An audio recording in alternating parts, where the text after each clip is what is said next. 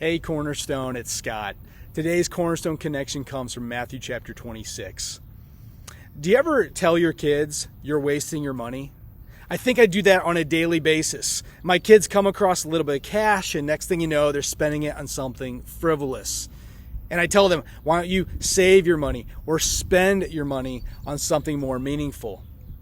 Well, this past year, I had to buy a monument for my mother. And so a few weeks ago, I went to visit that monument, saw it for the first time, and it was beautiful. But the fact of the matter is, I know how much that thing cost.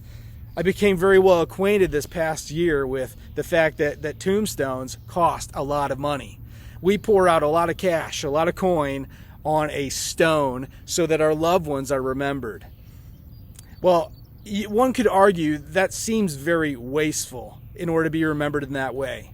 And I would argue that while it might appear wasteful, the real thing that we need to do is make sure we don't waste our lives, such that our lives can be remembered. Our lives can make an eternal impact, such that we don't come to the end of our life and say, the only way people are going to remember me is through a tombstone. And so that's what happens in Matthew chapter 26. Something happens here. An action is done, a worshipful action by a sinful woman that will be remembered for all time. Something that goes extends far longer into the course of history than simply putting a stone in the ground. Here's what we read in Matthew 26, verse 6. It says, "Now when Jesus was at Bethany in the house of Simon the leper, a woman came up to him with an alabaster flask of very expensive ointment, and she poured it on his head as he reclined at the table. And when the disciples saw it, they were indignant, saying, 'Why this waste? For this could have been sold for a large sum of money and given to the poor.'" Who are the people who are complaining? Who are the fault finders in this passage that are saying, you're wasting your money? It's none other than the disciples. Here they have a front row seat on a very worshipful action. A sinful woman walks into the room, pours expensive ointment on Jesus' head to prepare him for his burial. And they're saying this is wrong. This is a waste. She's wasting her money. We should have had this thing sold and the money given to the poor. Well, this is a very teachable moment for the disciples because Jesus rebukes them in verse 10. He says this.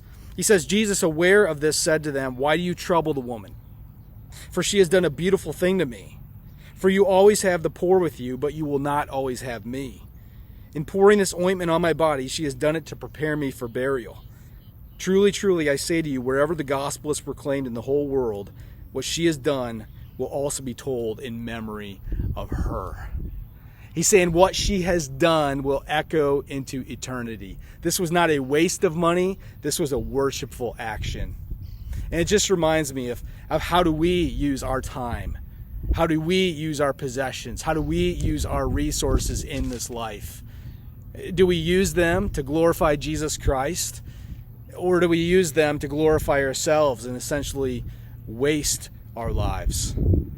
You see, what she had done in that passage was remembered because Matthew would record it. And it would go down in scriptures and it would be disseminated all over the world and across the span of time. And even today we are reading about this one woman, the sinful woman who loved Jesus, was forgiven by Jesus, and had to pour out her life as an act of worship to Jesus. And that's a challenge for us too. How can we use what we've been given to make an eternal impact on this world? I used to have a quote on my wall which said this. It says, "'Tis one life, 'twill soon be past, but only what's done for Christ will last." Church, we have one life, and it's a short one at that. Let's use our one life to make an eternal impact on this world by worshiping Jesus Christ and declaring to the world how great he is.